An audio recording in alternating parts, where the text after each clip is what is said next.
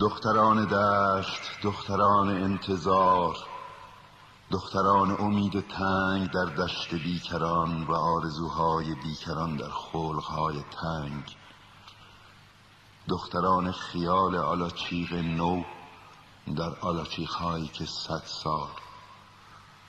از زره جامتان اگر بشکوفید، باد دیوانه یار بلند اسب تمنا را آشفته کرد خواهد.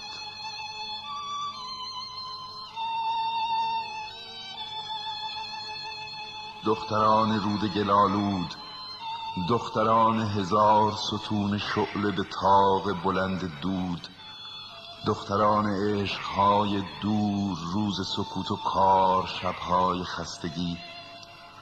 دختران روز بی خستگی دویدن، شب سرشکستگی در باغ راز و